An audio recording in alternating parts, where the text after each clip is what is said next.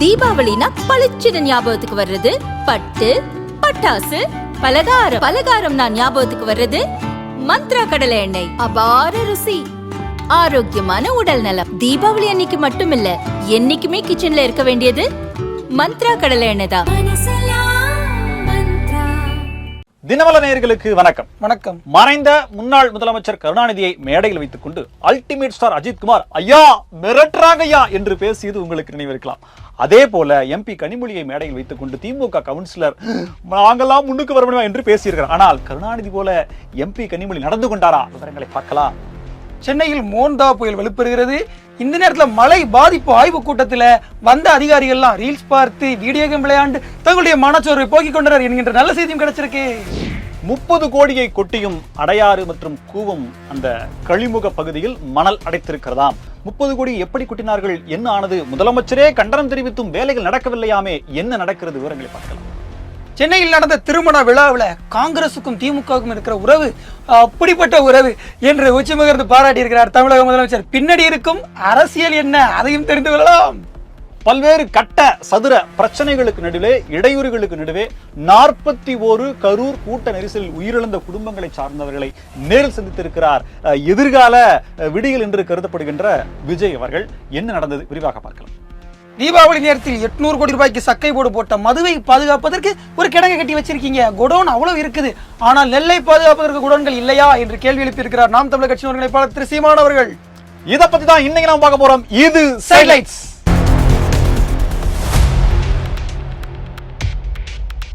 நாகர்கோவில்ல ஒரு வரலாற்று சிறப்பு மிக்க கூட்டம் நடக்குது. என்ன கூட்டம்? அதுல பாத்தீங்கன்னா நம்ம கனிமொழி எம்பி கலந்துக்கிறாங்க. அப்படி காமராஜர் கலந்துக்கிட்டாரோன்னு நினைச்சா அதெல்லாம் கனிமொழி எம்பி கலந்துக்கிறது வரலாற்று சிறப்பு மிக்க கூட்டம் தானே. அப்படிப்பட்ட அந்த குளச்சல் துறைமுகத்தினுடைய சட்டமன்ற உறுப்பினர் இல்ல, மாமன்ற உறுப்பினர், கவுன்சிலருங்க, அப்படிதான் சொல்லணும். திமுக இல்ல, அந்த பில்டப் தேவையில்ல. கவுன்சிலர்னாலும் அவரு திமுக கவுன்சிலர் அல்லவா? ஆனா அவர் ரஹீம் அப்படின்ற ஒரு, உண்மையிலே சொல்றேன், சிறுபான்மை உடன்பிறப்பு. ஒரு நிகழ்வு நடந்தது, உங்களுக்கு ஞாபகம் இருக்கும். அதாவது அஜித்குமார் அந்த பாராட்டு விழா நடத்துறாங்க. அதாவது திரைத்துறையினர் அப்போது முதலமைச்சராக இருந்த மறைந்த முன்னாள் முதலமைச்சர் கருணாநிதி அவர்களுக்கு மறக்க முடியுமா? நடுநாயகமா உட்கார்ந்து இருந்தது. இவரு அஜித்குமார் ஐயா மிரட்டுறாங்க சொல்லும் போது அவர் பார்த்த பார்வை, என்னது சபையில நான் இருக்கேன் என்னது அப்படின்னு சொல்லி அப்படி பண்ணது. அதன் பிறகு திமுக அப்புறம் அஜித்குமார் ரசிகர்களுக்கான அந்த மோதல் முட்டை, ரஜினி வந்து சமாதானப்படுத்தி வச்சது. ஆனா அந்த கூட்டத்துல முதலமைச்சராக இருந்த அந்த நேரத்துல கருணாநிதி அவர்கள் எப்படி நடந்து கொண்டார் அப்படின்றது நம்ம எல்லாருக்குமே தெரியும். சோ அது போல இவர் நடந்துகிட்டாரா? யாரு? நம்ம எம்பி கனிமொழி அவர்கள் என்ன சொன்னார் அப்படின்றத ஃபர்ஸ்ட் சொல்லிடுறேன். அதாவது நாங்கெல்லாம் காலங்காலமா திமுக இருக்கிறோம், எங்களுக்கான முன்னுரிமை அப்படிங்கறதும் எங்களுக்கான அங்கீகாரம் அப்படிங்கறதும் இல்ல, பரம்பரையா வாரிசுகளுக்கு தான் முக்கியத்துவம் கொடுக்கப்படுதுன்னு சொல்லிட்டாருங்க. கனிமொழி அவர்களை நேரடியாக சொல்லிட்டாருங்க, மறைமுகமாக குற்றம் சாட்டியிருக்காங்க. மறைமுகமாவா? ஒன்னதான் அடிச்சாலும் நேராவே அடிச்சிருக்காரு.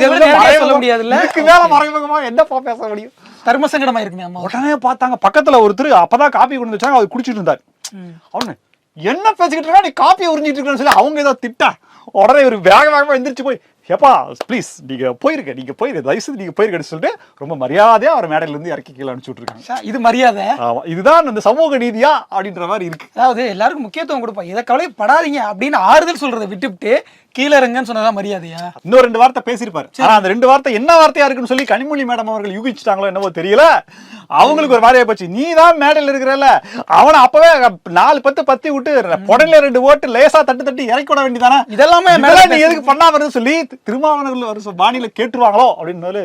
இதுக்கு முன்னாடி திருச்செந்தூர்ல ஒரு திமுக காரர், அவர் ரொம்ப பழைய திமுக காரன்னு சொல்லி அவரெல்லாம் பெருமைப்படுத்தணும் அப்படிலாம் பேசினாங்க. பட் அந்த திமுக தான் இப்ப இப்படி பேசுதா அப்படின்லாம் சந்தேகமா இருக்குது.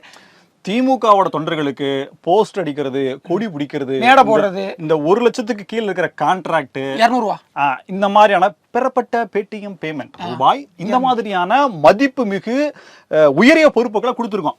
இதை தாண்டி கட்சியில நீங்க பொறுப்பு இருக்கணும், கட்சியினுடைய தலைமை பொறுப்புக்கு வரணும் அப்படின்னா அறிவாலயத்தை கையில வச்சிருக்கிற நாங்களாம் எங்க போறது அப்படின்ற மாதிரி அவங்க கேட்கற மாதிரி இருக்கு. அவங்களே கோவப்படுத்திட்டீங்கன்னா பாத்துங்களேன், அவங்களே 10 வருஷத்துக்கு ஒருக்கா தான் வர்றாங்க.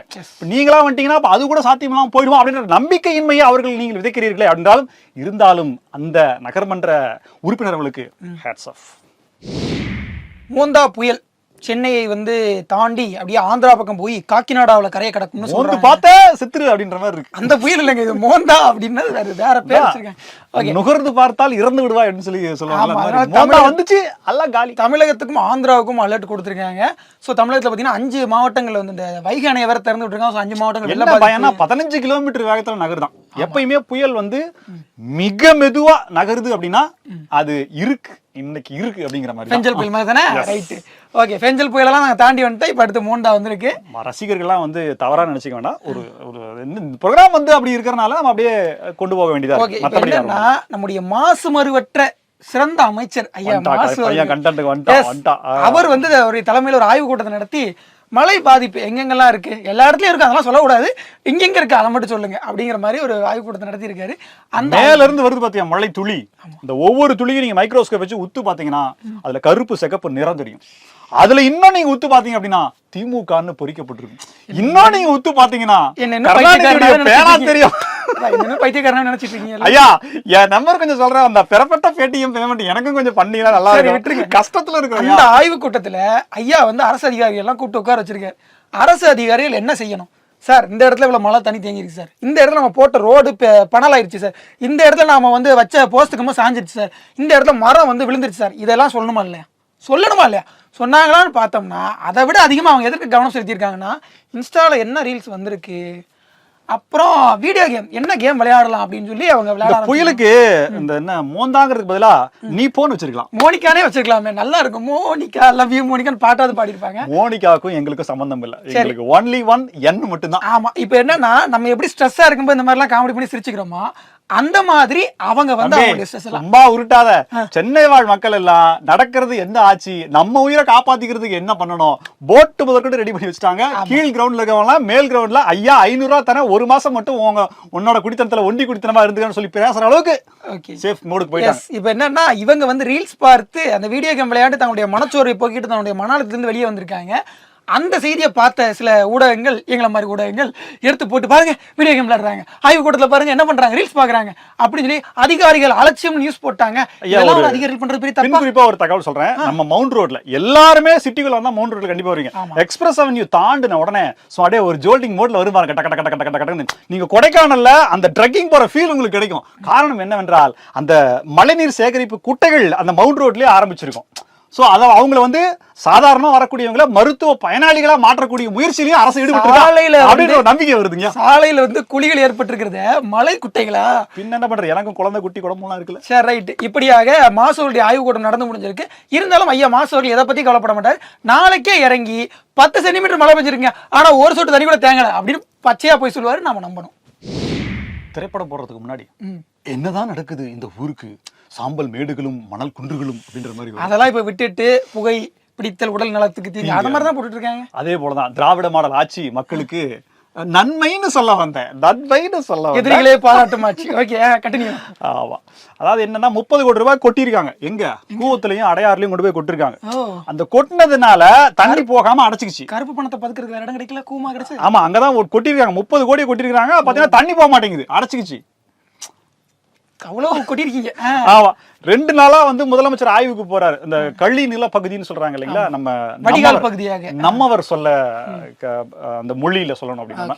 சோ அந்த போய் சேர்ற இடத்துல தடங்கள் எதுவும் இருக்கக்கூடாது, மணல் திட்டுக்கள் தானாகவே உருவாகும். தண்ணி வர்ற வேகத்துல மணலையும் சேர்ந்து கொண்டு வரும், அப்படியே தங்கிரும். அதை நம்ம எடுத்துதான் இருக்கணும். இது வந்து இயல்பு.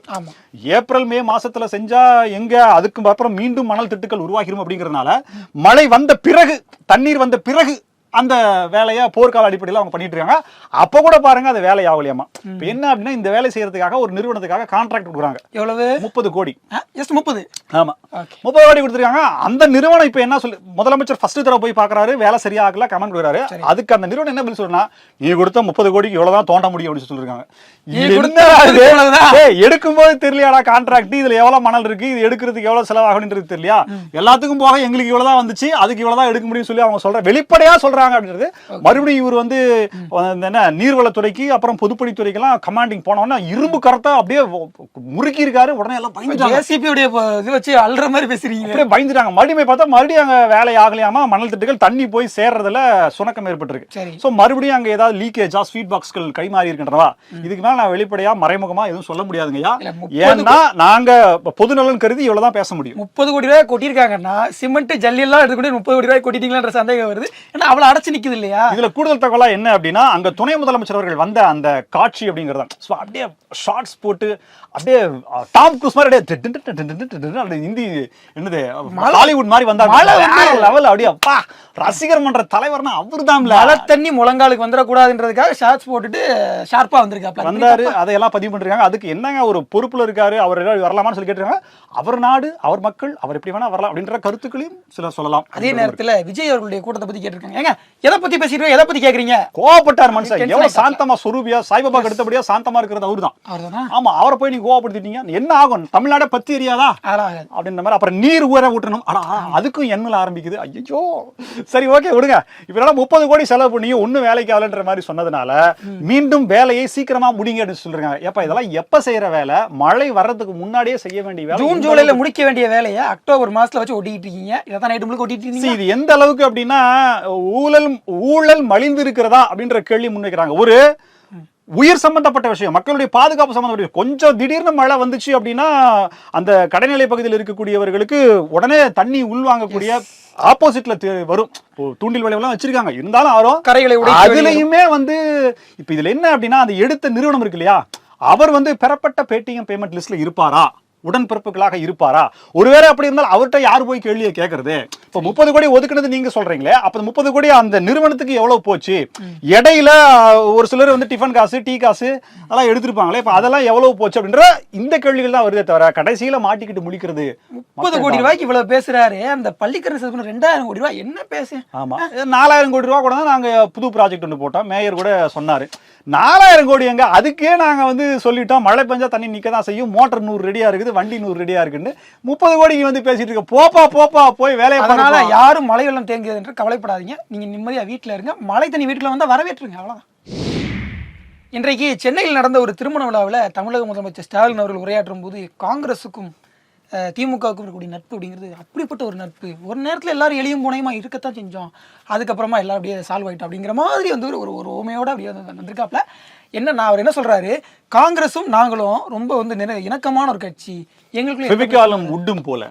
கரெக்ட், அந்த மாதிரி வந்து ஒட்டிட்டு இருக்கோம், சிந்தூர் பொட்டும் நெற்றியும் போல.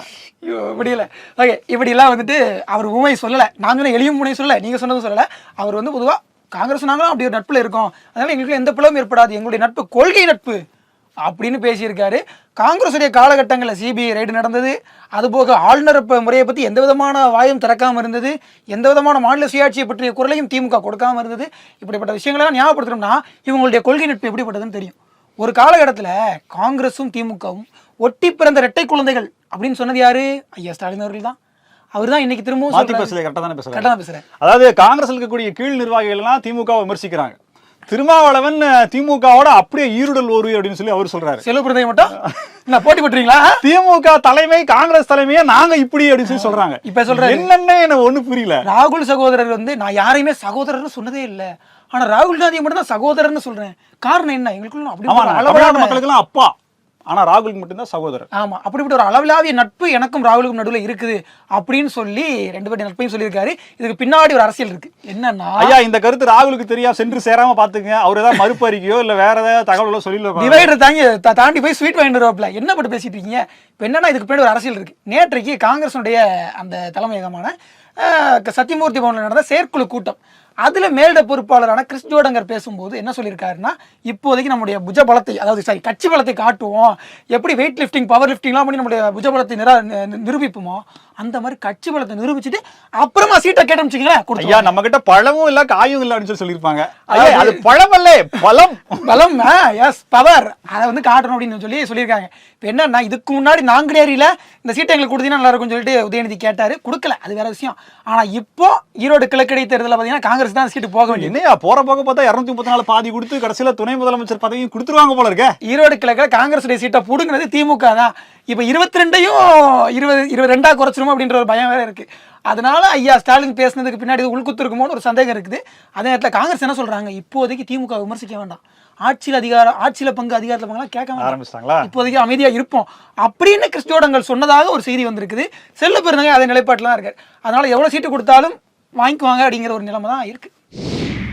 கரூர் கூட்ட நெரிசல்ல சிக்கி உயிரிழந்த குடும்பங்களை சார்ந்தவர்களுக்கு ஆறுதல் கூறுவதற்காக வருங்கால எதிர்கால அப்படின்ற மாதிரிலாம் சொல்லக்கூடிய அந்த இப்படி எல்லாம் கதை சொல்லக்கூடிய நடிகர்னு சொல்றதா அரசியல்வாதின்னு சொல்றதா எனக்கு தெரியல. நடிகர்னு சொல்லலாம், பட் நடிகர்னு சொன்னா என்ன, எப்படி நீங்க நடிகர்னு சொல்றீங்க? கட்சி தலைவர் ஆயிட்டாருங்க. ஆமா, கட்சி தலைவர் ஆயிட்டாரு. ஆனா அவரு என்னன்னு எனக்கு புரியல, தலைவரா வந்து வெளியில வர மாட்டேங்கிறாரு, எதுவுமே பேசவே மாட்டேங்கிறாரு.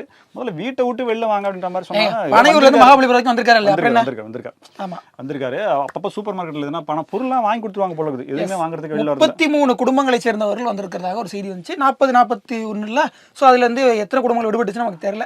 முயற்சிகள் நிறைய மேற்கொண்டாரு. அதாவது கரூர்லயே போய் பார்க்கலாம்னு சொல்லி திருமண மண்டபத்தை பார்க்கும்போது அதுக்கு தடைக்கல் போடுறாங்க. யாருன்னு தெரியல, சந்திரமண்டலத்துல இருந்து யார் வந்தாங்கன்றது தெரியல, அனுமதி கொடுக்கல. பாகிஸ்தான் வீரர்களுடைய சதியா இருக்குன்னு நான் நினைக்கிறேன். ஓகே, அமெரிக்க உளவுத்துறை சதி நான் சொல்றேன். ஆமா, அதுக்கப்புறம் பாத்தீங்கன்னா திருச்சியிலயா, கரூருக்கு அப்புறம் இதுல ஆமா திருச்சியில மற்ற மாவட்டங்களையுமே முயற்சி பண்ணாங்க, அங்கேயும் முடியல அப்படின்னா சரி நம்ம பேசாம மாமல்லபுரத்துக்கே கூட்டு வந்துரும், அப்படியே கடற்கரை ஹோட்டல்ல வச்சிருக்காங்க. ஆமா, கடற்கரை ஓரமா இருக்கக்கூடிய ரெசார்ட்ல வந்து புக் பண்ணி அவங்கள சேஃபா தங்க வச்சு. ஹோட்டல் முதலாளி யாரு, அவருடைய பின்புலம் என்ன, அவர் எந்த நாட்டை சார்ந்தவர், அதெல்லாம் நமக்கு தேவையா இருக்குதா அப்படின்ற தேடல்கள்ல இந்த உடன்பிறப்புகள் இனிமேல் இறங்குவாங்க. அந்த ஹோட்டல் உரிமையாளரை பத்தின 50 வருடங்களுக்கு முன்பு அவர் யாரை திருமணம் செய்தார் அப்படின்ற விஷயங்கள்லாம் இப்ப வெளியில வரும். ஆனா இப்ப என்னன்னா இதற்கு நடுவுல இதற்கு ஊடகங்களுக்கு அனுமதி இல்லைன்னு சொல்லி பெருசாக எந்த கவரேஜும் நடக்கல.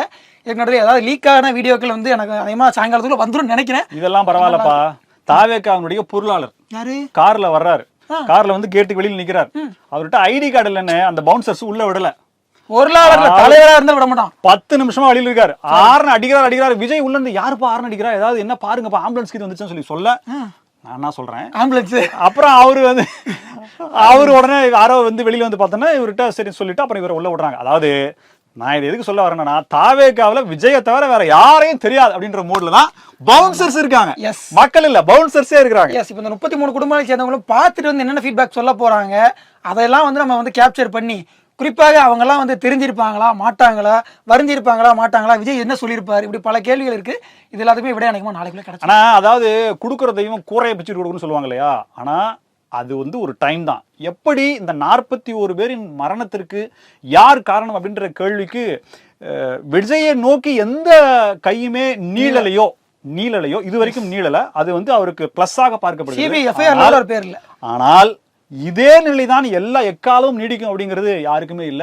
இன்னைக்கு எந்த அளவுக்கு தமிழக மக்கள் உங்களை உச்சாணி கொம்புல தூக்கி வச்சு பாக்குறாங்களோ அது மாறுவதற்கான வாய்ப்பும் அது மறைவதற்கான நேரமும் வெகு தூரத்தில் இல்லை அப்படிங்கிறத மக்களுடைய பார்வையில் நம்ம பார்க்க வேண்டியதா இருக்கு.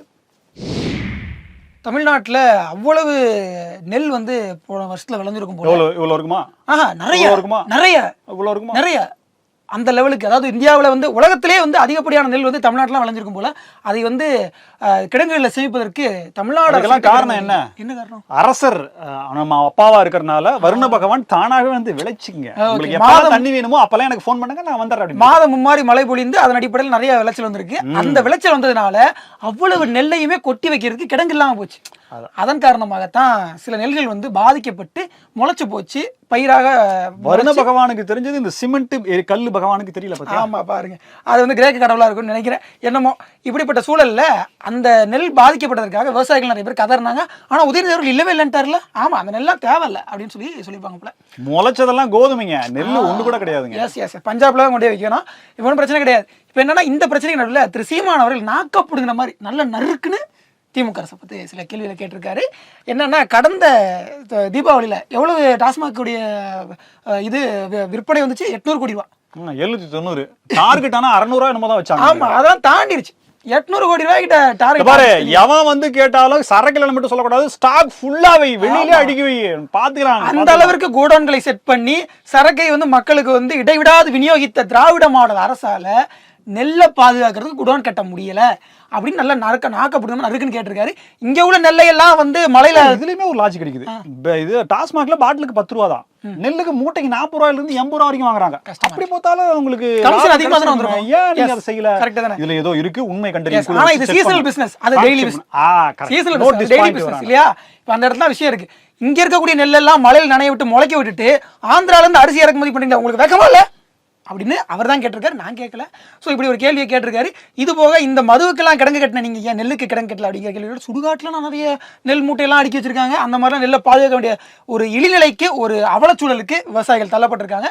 இது எப்போ மாறும்? திராவிட மாடல் ஆட்சி போயிருச்சுன்னா மாறிடுமா அப்படின்ற கேள்வி இருக்கு. அதாவது பாத்தீங்கன்னா விசிகா பிரமுகர் ஒருத்தர் பேசுறாரு, இந்த ஜோகோ ஸ்ரீதர் வெம்புக்கு 28,000 கோடி மதிப்புள்ள சொத்து இருக்குது, நெட்வொர்க். ஆமா, அவர் வந்து கொடுப்பாரு, எவ்வளவு வேணா கொடுப்பாரு, கொடுத்து வந்து அந்த கட்சிக்காக அவர் வந்து உழைப்பாருன்ற மாதிரியான ஒரு உருட்டிருக்காங்க. எந்த கட்சிக்காக? அந்த கட்சிக்காக. ஆமா, அந்த கட்சிக்காக உருட்டுவாருன்னு சொல்லி அவர் சொல்றேன். இவரு ஒரு உருட்டிருக்காரு. ஏற்கனவே நம்ம ஹைகோர்ட்ல நடந்த விஷயங்கள்ல யாருக்கு முட்டு கொடுக்குறதுன்னு சொல்லியாம அவங்க ஒரு மாதிரி திண்டாடி பார் கவுன்சில் அடிக்க பார்த்தாங்க. ஏன்னா பார் கவுன்சில் உள்ள நடந்ததெல்லாம் வீடியோ எல்லாம் வெளியே வந்துருச்சு. நான் கதோர்த்திட்டு எப்படா நீ அப்படின்னு, அதெல்லாம் ரொம்ப சோ அப்படின்னா வழக்கறிஞர்கள் எப்படி தாக்கப்பட்டார்கள் அப்படின்ற மாதிரியான விஷயங்களும், விசிகா இதுல எந்த அளவுக்கு டிராமா போடுது அப்படிங்கிற மாதிரியான விஷயங்களும் சொல்லப்பட்டிருக்கு. அவர் மேல போய் கேச போட்டுறீங்க அப்படின்னு சொல்லி அதெல்லாம் கேக்குறாங்க. விசிகாவினர் எப்பவுமே தங்களை சிறுத்தைகள் என்பதை நிரூபித்துக் கொண்டே இருப்பார்கள். எங்க பாயிருதுன்னு தெரியாது, ஆனா பாஞ்சுக்கிட்டே இருப்பாங்க. அதுதான் அவங்களுடைய பவர். இல்ல, அதாவது என்னன்னா திமுகவுக்கு வழக்கமா முட்டு கொடுப்பாங்க, அதுக்காக அவங்க சேஃப்டியா வச்சிருப்பாங்க, சவுக்கு போட்டு நிறைய வச்சிருப்பாங்க. இப்ப தனக்கு தானே முட்டு கொடுக்குற ரேஞ்சில் அவங்க இருக்காங்க. சோ திமுகவுக்கு முட்டு கொடுக்கணும், தனக்கு தானே முட்டு கொடுக்கணும். திமுக ஆளுங்கட்சி ஆனதுக்கு பிறகு தான் ஆடலாம் ஆரம்பிச்சிருக்கு. விசிகா கூட்டணி கட்சியா இருந்துகிட்டு ஆட்சி அதிகாரத்தில் பங்கெடுத்துக்காமலே இவ்வளவு ஆட்டம் ஆடுறாங்களே பாத்துங்க. ஒருத்தர் என்கிட்ட கேள்வி கேட்டார், இப்போ பட்டியல் சமூக மக்களுக்கான பாதுகாவலனாகவும் பட்டியல் சமூக மக்கள் முன்னேற்றத்துக்காகவும் தானே விசிகா திருமாவளவன் பண்றாரு சொன்னார் அப்படின்னு சொல்லி. ஆனா அவர் வந்து இருக்கிற நான் எம்எல்ஏ சீட்ல யாராரு? பாலாஜி எந்த சமூகத்தை சார்ந்தவர்? எஸ் பாலாஜியா அவர் பேர் என்ன? ஆமா, போர் எம்எல்ஏ. அவர் என்ன சமூகத்தை சார்ந்தவர்? நவாஸ்கான் இவரு ஒருத்தர் இருக்கிறார், நம்ம ஆளூர் ஷானவாஸ், அவர் என்ன சமூகத்தை சார்ந்தவர்? அப்ப நீங்க பட்டியல் சமூகத்தை சார்ந்தவருக்கு நீங்க எங்க சீட்டு கொடுத்தீங்க அப்படின்னு சமூக நீதியா ஒரு கேள்வியை போட்டாருங்க. எனக்கு அப்படியே ஒரு மாதிரி ஆயிப்போச்சு. விசிகா ஒரு பொதுவான கட்சி, எல்லாருக்குமே சீட்டு கொடுக்கும் அப்படின்றத அதைத்தான் அவரும் சொல்றாரு. விசிகா பொதுவான கட்சி, நீங்க அந்த சமூகத்துக்கான முன்னேற்றமான போராளின்னு பாக்காதீங்க அப்படின்ற மாதிரி சொல்லிருக்காரு. இதை தாண்டி சமீபத்துல கனின்னு ஒருத்தர் பேசினார். கணீர்னு, ஆமா, கணீர்னு ஒருத்தர் பேசினார். அவர் பேரு கனி. தீபாவளி யாரும் கொண்டாட முடியாது, ரோட்ல ஒரு பஸ் போக முடியாது, ஒரு வாரம் லாரி போக முடியாது, ஒரு கார் போக முடியாதுன்னு சொல்லி பேசினாரு. அவரை பழுக்க வைத்துக் கொண்டிருப்பதாக தகவல் வந்திருக்கிறது. பழுக்கனா புரியல, தெரியல, நம்ம பார்க்கலாம். அது பழுத்தால் கடைத்தெருவுக்கு வந்து தானே ஆக வேண்டும். பொறுத்திருந்து பார்க்கலாம். இதே போல பல புதிய தகவல்களோடு மீண்டும் உங்களை சந்திக்கிறோம். இது சைலைட்ஸ். நன்றி.